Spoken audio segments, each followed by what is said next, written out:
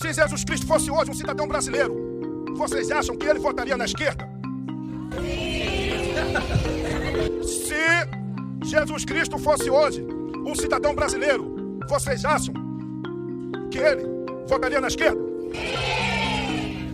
Fala, seus mal diagramados! Semaninha agitada e com saldo negativo para a extrema-direita é sempre um deleite e uma muleta para justificar porque queimei a largada e comecei a beber na quarta-feira, apesar do empate patético do meu Corinthians contra um time semi-amador venezuelano. Foi ótimo, inclusive, porque a desculpa de que está muito calor e o clima exige uma gelada pós-expediente já não estava mais convencendo aqui em casa, já que basta beber água para refrescar. E falando em refrescos, os últimos dias foram recheados deles. Na segunda-feira, Javier Milei entrou na mira do impeachment na Argentina após uma situação inusitada. O mandatário do país simplesmente divulgou uma pirâmide de criptomoeda que lesou mais de 40 mil pessoas. Para se proteger, Milei veio a público dar uma de Bill Clinton quando disse que fumou maconha, mas não tragou. Nesses tempos modernos, Milei explica que o post sobre o investimento fraudulento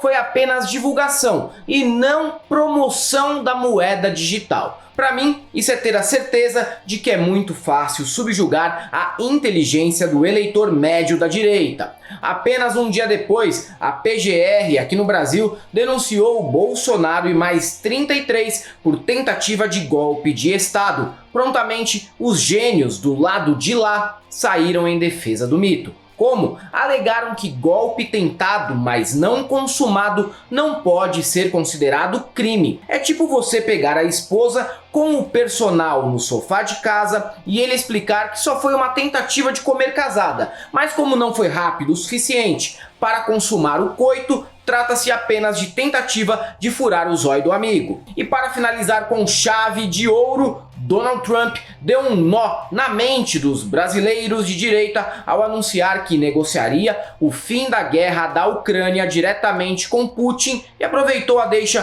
para classificar Zelensky como ditador e humorista modestamente bem-sucedido que nunca deveria ter começado esse embate contra um adversário mais poderoso. Todas essas reviravoltas e muito mais você vê agora no Piores Vídeos da Semana. Salve, salve, galãs e galoas! Não percam uma oportunidade raríssima e histórica no fim dos piores, hein? Não deixa de chegar até lá. Agora vamos começar este vídeo pífio e patético. Apesar dessas boas notícias, a semana até prometia ser positiva para a direita. Após divulgação de pesquisa que mostrava a possibilidade de Michele Bolsonaro e até Tarcísio de Freitas serem nomes muito competitivos contra Lula no eventual segundo turno em 2026. Mas essa notícia não teve como ser capitalizada da maneira como os patriotários queriam após a sucessão de catástrofes que se abateu sobre eles de segunda-feira em diante. Bolsonaro, que chegou a celebrar por algumas horas que poderia controlar a suposta esposa com uma presidente fantoche, passou o resto da semana chorando em posição fetal embaixo de uma mesa, com a possibilidade de prisão aumentar com o relatório da PGR, que o coloca como líder da tentativa de golpe, que não só impediria a posse de Lula, mas que também ocasionaria a morte do presidente e do vice, hein, por envenenamento. E também a de Xandão através de um headshot. Mas não é só isso que aconteceu. O ministro do STF quebrou o sigilo das delações de Mauro Cid, bonitinho, mas perigoso, e descobrimos que Bolsonaro vendeu joias e Rolex para pagar multas recebidas por andar sem capacete em motocicletas e o processo que perdeu para Maria do Rosário. Trambique típico de um deputado do esgoto da Câmara que em outros tempos não chegaria nem à presidência de comissão permanente da Câmara ou coisa que o valha. O melhor de tudo nesses momentos é que os lacradores do PL, tão viralizáveis pelos seus memes repletos de fake news contra o governo, passaram a semana inteira acuados e dando recibo de quanto ficaram angustiados com a possibilidade de toda a alta cúpula do mandato do mito ir em cana. As reações de Nicole e do Pincher de Niterói sobre o assunto nem precisam de análise do Metaforando para se chegar a um veredito. Tão com o cu que não passa nem sinal de Wi-Fi, meus amigos. Não, orientação é uma conversa privada e a gente não vai dar declarações. À tarde provavelmente deve ter um momento que a gente vai falar, né, Zuco? 15 horas coletiva de imprensa com todos vocês. Bolsonaro vai estar junto, deputado? 15 horas. Bolsonaro vai participar? Bolsonaro vai participar? Não vai. Reto lá do outro lado da rua, chefe. Quer uma lista? Quer uma lista dos crimes? Quer uma lista? 272 páginas. 272 páginas, chupetinha. 272 páginas, dá uma lida lá. Falou, meu irmão. Mais tarde vocês vão estar com o presidente, aí vocês vão ver o que ele vai... Mas o que foi discutido na reunião? Estratégia. Mas quais estratégias? A questão... Estratégia revelada perde eficácia. Foi bom. O presidente está tranquilo? Tá tranquilo, tá confiante. A gente sabe que a gente tem a verdade ao nosso lado. O presidente vai sair, é uma discussão. Depois o presidente vai falar isso pra vocês. É regra a extrema-direita distorcer fatos e apostar em narrativas esdrúxulas para defender o indefensável e proteger o próprio rabo. No caso da tentativa de golpe em 2022, é ainda mais bizarro, porque, sem querer, eles partem do pressuposto de que uma turma tão inapta, despreparada e demente como a composta por Bolsonaro, seus generais e ministros, seria incapaz de dar um golpe. Então, todo o planejamento não teria passado de uma zoeira entre amigos e não tem porquê a justiça insistir nessa história de cadeia. Deixa os meninos brincar, nessa era da cultura woke, tudo é golpe, abolição do Estado de Direito, pode nem planejar dar uma cachaça com estricnina pro Nine, af. A questão é que golpe só pode ser julgado tão rapidamente se foi tentado. Se tivesse sido consumado, neste momento, Cleitinho seria imperador de Minas Gerais, raspa-caneco, teria mandado a família Ferreira Gomes para o Gulag no Ceará e a Zambelli continuaria a ser ignorada porque é burra demais. Na tribuna da Câmara, bolsonaristas armaram o caos para proteger o mito. Os deputados Bibo Nunes e Juno Amaral alegam que o golpe não teve canivete nem estilingue. Como bem lembrou a Sâmia Bonfim, essas armas brancas até nem apareceram mesmo, mas botaram fogo em ônibus, tentaram explodir o aeroporto de Brasília, teve financiamento do agronegócio e o esquadrão de elite Kids Preto estava prontinho para matar uns 150 deputados da esquerda. Nicole sustentou o mesmo discurso e apelou para a baixaria na tentativa vã de ser engraçadão, falando que se quisesse capturar o Lula, bastava colocar 2 garrafas de 51 dentro de um carro e dizendo que golpe é meu ovo, que tá caro como café. É, muito hilário. Antes ser atraído por 51 do que por novinhas venezuelanas de 15 anos quando pinta um clima, como seu mito, que se tomar um tiro nos ovos, acerta também a sua língua. Será motivo de piada, motivo de deboche, quando daqui a um tempo ouvirem que o Brasil disse que em 8 de janeiro teve tentativa de golpe de Estado. Não teve um canivete, um revólver, um tanque na rua, não teve um líder, teve nada. Eu estou tentando identificar se há pelo menos um estilingue envolvido em toda essa tentativa de golpe. Não existe golpe sem armas, não existe golpe sem liderança, sem organização. Isso é um crime impossível. Vocês estão de sacanagem. Olha o nível de credibilidade desse roteiro digno de Hollywood do Gonê, ao dizer de que você, basicamente, tinha um ex-presidente querendo matar o Lula. Se a gente quisesse capturar o Lula, era só botar 251 dentro do carro e pegar ele. Golpe é meu ovo que tá caro, igual café, igual azeite.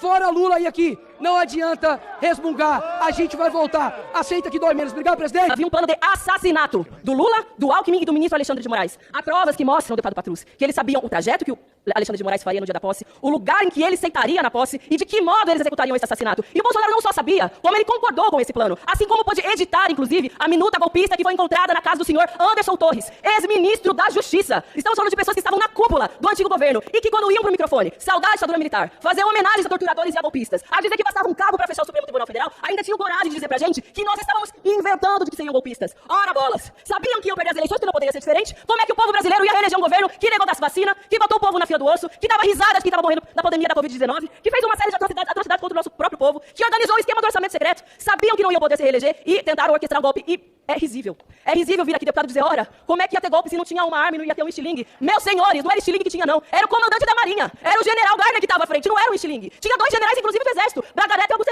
Tinha os kids pretos. Aí vai dizer que não tinha arma. Vocês estão aqui pedindo anistia? Sinto muito. Não é pela suposta senhora, que sei lá quantos filhos e família tem que estava aqui no dia 8 de janeiro. Vocês querem anistia, que é pra salvar a pele do comandante de vocês, do principal golpista, que é o Jair Bolsonaro. Hoje foi divulgado, tornada pública, a delação do tenente-coronel Mauro Cid. Sabe o que é que ele disse? Sabe o que ele disse? Que o pai dele vendeu as joias e deu 445 mil de dinheiro roubado nas mãos de Jair Bolsonaro. Nesse particular, para vencer os aparatos de segurança do ministro Alexandre de Moraes, cogitou-se a possibilidade de disparo de armamento, artefato explosivo ou mesmo envenenamento. Enquanto o desespero bate, o clima sobe no Brasil, não só nos termômetros, mas também na política, o deputado internacional Eduardo Bolsonaro continua sua saga de agir como traidor da pátria e sabotador geral da República. Desta vez, foi entregar pendrive para que Trump acuse Xandão de não cumprir a primeira emenda norte-americana no Brasil. A ideia é fazer com que o ministro perca o visto e o nosso país sofra sanção dos Estados Unidos da América. Agora, tem que ver o que esse cabeça de Monjauro oferece em troca para os Estados Unidos nessa tentativa cristalina de criar condições para uma intervenção estrangeira. Que felizmente não acontecerá, porque aposto que esse desqualificado tá só blefando.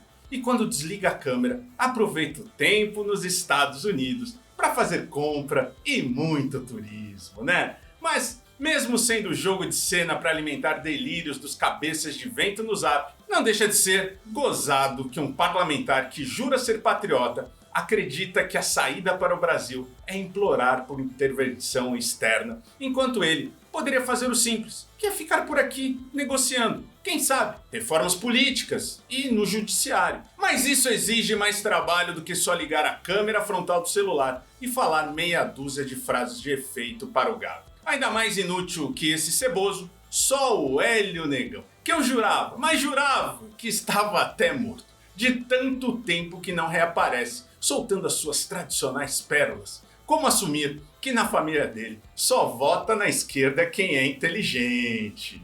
Você viu aqui na Galãncia. Agora, Negão passou mais um vexame. Quis gerar corte mostrando que todos na Câmara concordam que Jesus hoje seria de direita. Teria uma AK-47, participaria de motociato, tomaria ivermectina para Covid e comprometeria o orçamento familiar com o jogo do Tigrinho. Mas a resposta ouvida foi outra, e uma unanimidade de vozes respondeu em uníssono que ele certamente comporia oposição a essa escumalha do Congresso. Até porque Jesus não morreu na cruz para que a humanidade fosse controlada por gente mais desqualificada que Pôncio Pilatos, não é mesmo? Por tudo que eu escuto nas reuniões que a gente faz, né? Por tudo que a gente tem ouvido falar com a nova administração Trump, eu diria que é factível e a perda do visto e a sanção também é algo que eu diria também, eu concordo, que é mais provável do que improvável de acontecer. Vamos ver aí o decorrer dos dias, mas eu também estou esperançoso por novas notícias, né? Não desejo maldade para ninguém, mas determinadas pessoas elas só vão conseguir ter um freio, já que elas não têm um freio moral e não têm um freio legal, né? Elas vão ter que ter um freio físico, né? E aí eu estou falando aqui com relação ao que os Estados Unidos podem fazer com relação a essas autoridades brasileiras que estão abusando do poder já faz um bom tempo. Né? O freio, como a gente estava dizendo aqui, de lei Magnitsky, sanções OFAC, né? Congelamento de conta bancária, de patrimônio, enfim, e todo esse tipo de... Se Jesus Cristo fosse hoje pastor Marco Feliciano, Gilvanda Federal, capitão Éder, delegado, se Jesus Cristo fosse hoje um cidadão brasileiro, vocês acham que ele votaria na esquerda? Se Jesus Cristo fosse hoje um cidadão brasileiro, vocês acham que ele votaria na esquerda?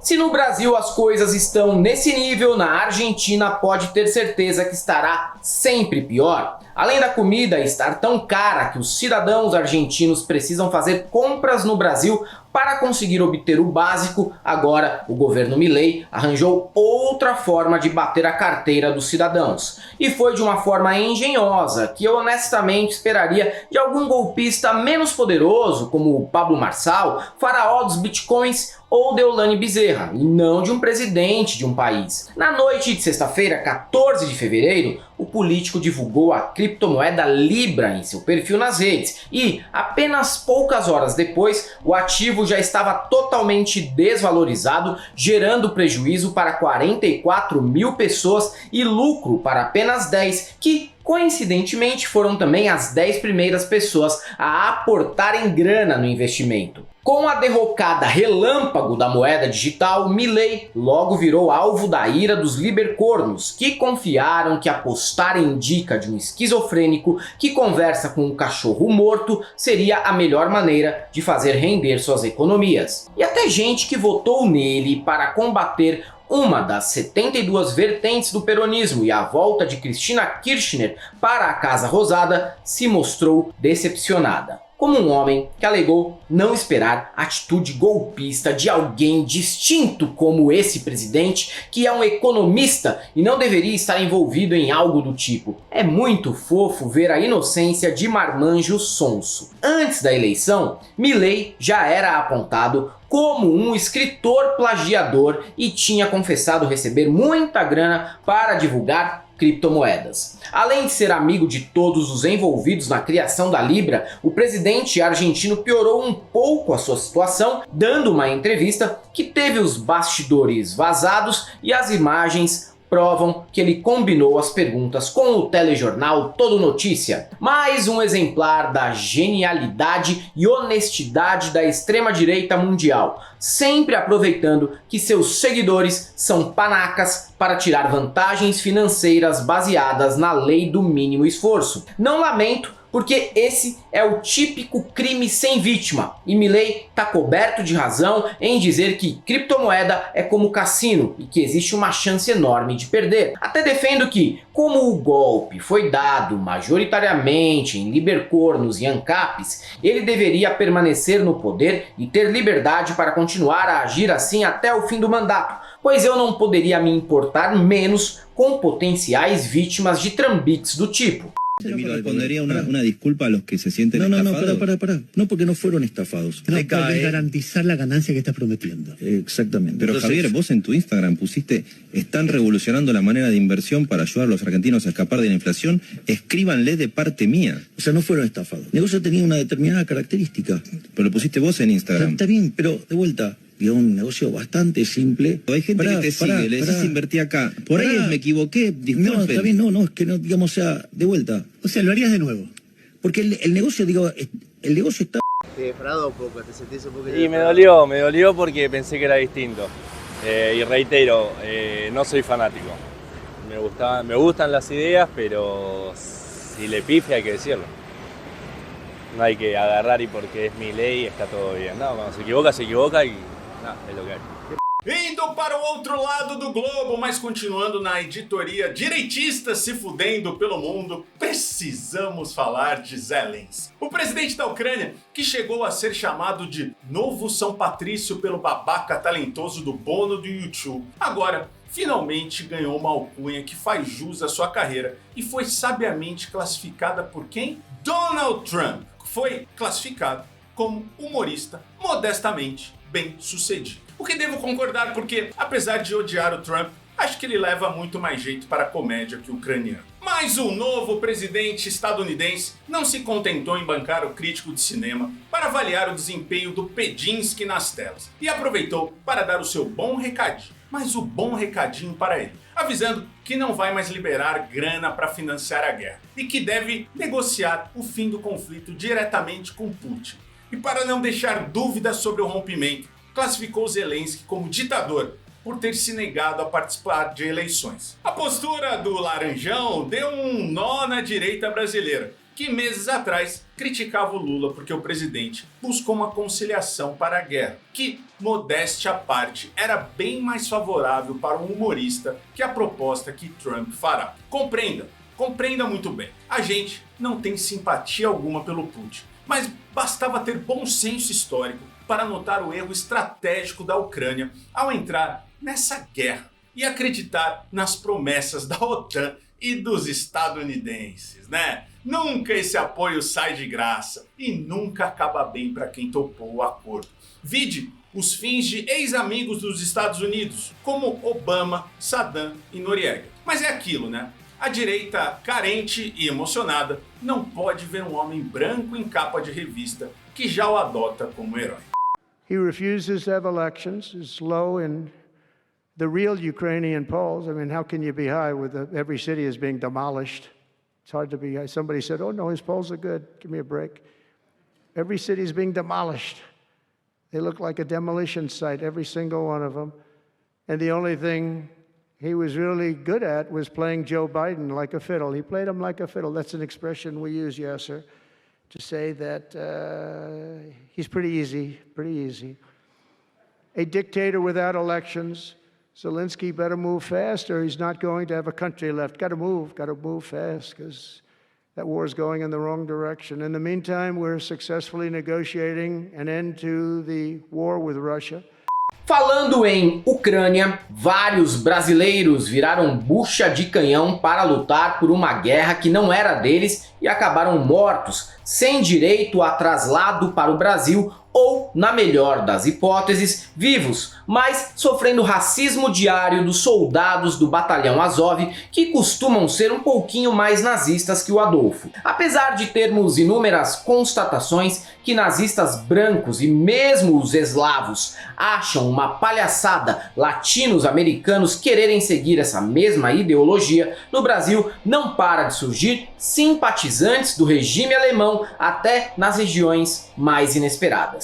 Nesta semana, tivemos o caso do paraense Manuel Ferreira Júnior, que ameaçou o presidente Lula de morte e pilotava uma moto com adesivo da Cruz de Malta usada pela Luftwaffe. Alguns direitistas juram que o nazismo é de esquerda. No entanto, o Ariano Silvícola, que atende pelo teutônico nome de Manuel, que ele divide com o goleiro Neuer, posava para fotos com uma camiseta com a cara do mito estampada. Engraçado que até hoje 100% dos brasileiros simpáticos ao bigode são assim e nunca aparecem dando apoio para o PT ou para o PSOL, uma mancada. Já em Santa Catarina é mais esperado esse comportamento. E lá também tivemos mais um cidadão que deve odiar a cultura woke, mas apesar de ter nascido pardo, jura que é branco, em mais um caso de brasileiro race fluid. E ele não ficaria famoso apenas por ser ridículo assim. Precisou violentar um motoboy para ganhar fama merecida em nível nacional. Nós, brasileiros, jamais esqueceremos da sua falta de noção.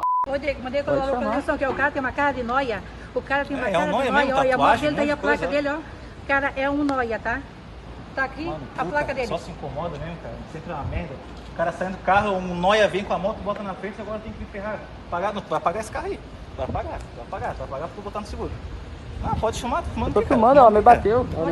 Não, ninguém te bateu, ninguém te bateu. É agressão, bate também. É agressão. É pra nós ir embora que tá vindo aqui. É agressão. Agressão.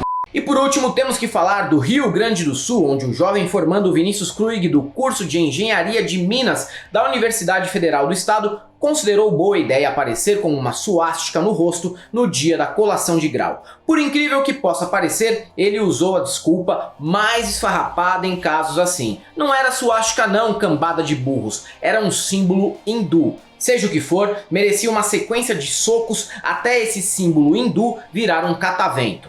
Nesse momento, aqui no Rio Grande do Sul, em Porto Alegre, na formatura da Engenharia de Minas, o Vinícius Kruig foi com uma suástica no rosto, se negou a retirar a suástica e foi chamado de nazista, etc. E mesmo assim se negou a tirar a suástica, nitidamente fazendo apologia ao nazismo, seguindo a estratégia da extrema-direita fascista global, que é justamente criar esse tipo de situação. Pois bem, ele quer ficar famoso, vai ficar famoso. Nós já fizemos um boletim de ocorrência que será direcionado para a Delegacia de Polícia de Combate à Intolerância e ele será responsabilizado por apologia ao nazismo E nenhum neonazista, nenhum intolerante, nenhum fascista vai continuar fazendo as propagandas como eles acham que vão conseguir com esse discursinho furado de liberdade de expressão. Quando a gente fala aqui que há um projeto de combate e apagamento da pluralidade de pensamento e diversidade no país que está sendo comandado pelas igrejas evangélicas, aparece sempre uma pessoa que se dói e fala que não é bem assim porque a mãezinha dela é de esquerda e evangélica, votou no Lula e não sei o que lá, pastor Henrique Vieira. Tá bom, ninguém nega que exista exceções em todos os cantos, mas isso não deve servir para interdição do debate e apontamento de problemas reais. Num púlpito de uma Assembleia de Deus em Recife, o pastor Valdemir Farias fez um discurso inflamado contra a comunidade LGBT, alegando que onde há tolerância não entra o evangelho. Mais claro que isso, só o Hermeto Pascoal pelado. E não é caso isolado. O pastor presbiteriano Antônio Carlos Costa revelou em entrevista a Reinaldo Azevedo e Valfrido Vardi que depois que o fenômeno do bolsonarismo se concretizou, a maior parte da igreja deu apoio às pautas do movimento liderado pelo Jair. Reparem num detalhe. Costa confessa que a igreja esperava que o aumento de evangélicos na política gerasse mudança na cultura do país. Não sou eu que estou falando, é alguém de dentro, mas vai ter sempre quem negue essa intenção nefasta de todas as igrejas evangélicas e não só das neopentecostais, que inclusive levam a má fama sozinhas. Não há evangelho onde há tolerância, não há chuva onde há inquietação com o Espírito de Deus. Ficaram de fora os efeminados. Não esconde mais. E recebe a carícia da dirigente, a carícia do dirigente, a carícia do dirigente da mocidade, até de alguns obreiros. Eita vaso, vaso não, muda, evangelho muda, evangelho transforma, evangelho tira, evangelho arranca. Eles esperavam também que com essa mudança no governo, com mais evangélicos no parlamento e com o presidente evangélico ou voltado para as pautas evangélicas, que isso representaria uma mudança na cultura. E eu comecei a falar para a igreja: meus amigos, vocês estão causando um escândalo dentro da igreja, porque são milhares de jovens abandonando a igreja. Pessoas começaram a escrever para mim dizendo: eu não tenho mais igreja para congregar na minha cidade. Todas fecharam com o bolsonarismo. Se já não bastasse o país estar infestado de gente com disforia de imagem que se olha no espelho e jura que enxergou Varg Vikernes, temos muitos evangélicos que não respeitam a diversidade e laicidade do país, impondo goela abaixo sua crença, sua fé e o pior de tudo, suas músicas, um repertório pavoroso, com letra de autoajuda e aquele vocal gemidinho cantado em itálico. Em Uber, tem sido mais comum que os motoristas passem a viagem toda ouvindo louvores e ainda fiquem irritadíssimos quando o passageiro pede para trocar a rádio, ou abaixar a música. E veja bem, eu sei que o Uber ganha pouco e só se fode. Mas pense se ele aceitaria entrar num carro em que o motorista estivesse ouvindo um ponto de umbanda ou uma MPB com menções a entidades de religiões de matriz afro. Evidente que não. O escândalo seria total. Por isso, o melhor sempre é, independentemente de sua religião, não querer impor a sua fé em ambientes nos quais você terá que lidar com o diferente. É o mínimo, mas o mínimo que se espera de civilidade de qualquer pessoa da Terra ou do Brasil. Mas em algumas escolas está até pior. A mesma turma que critica uma inexistente doutrinação comunista, que parte de professores, é a que mete crentismo dentro das escolas, sem se importar com as preferências de cada família,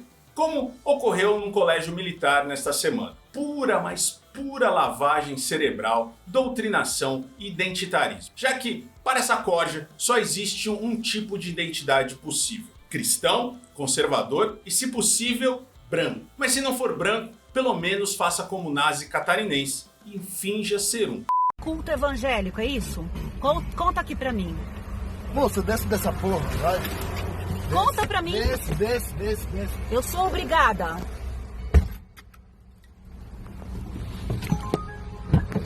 gentileza. Eu sou obrigada a ouvir culto evangélico. Gentileza. Por gentileza. Burro. Não vai vencer nunca na vida. Não vai vencer nunca na vida. Filho da puta. Vagabundo. Se fosse homem, você não faria isso. Você faz isso porque é mulher. Machista de merda.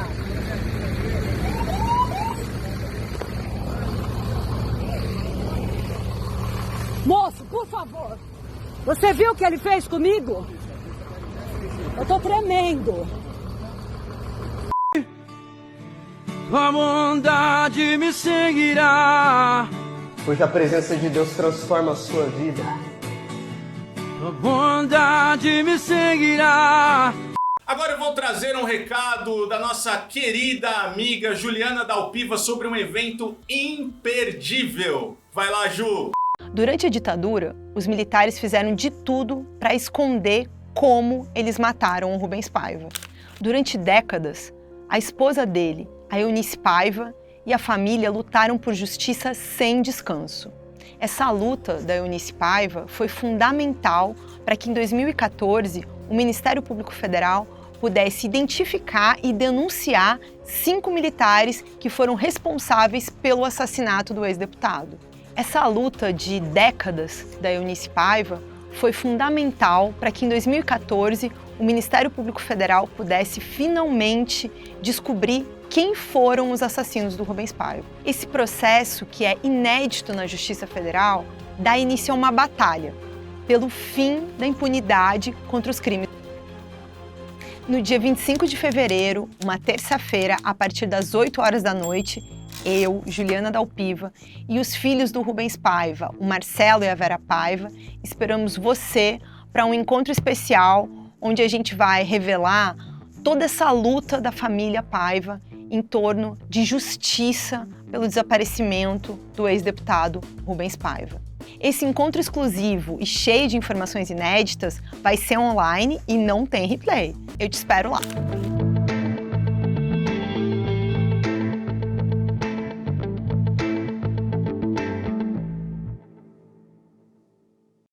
Pois é, se inscreva nesse evento histórico clicando no link do nosso primeiro comentário e na descrição deste vídeo. E você também nos apoie, entre no primeiro comentário, na descrição, entre para o nosso Seja Membro, entre para o nosso Apoia-se, manda um Pix, manda um dinheirinho aí, eu quero um dinheiro aí, por favor, se você puder nos ajudar, vai colaborar muito com a nossa equipe, toda a nossa infraestrutura aqui da Galãs Feios, tá bom? Você também nos siga nas outras redes sociais, Instagram e TikTok principalmente, e se você é um desses que fica pondo som alto, no busão, na praia, no metrô, em lugares públicos, eu só tenho uma coisa pra te dizer. Não passarão!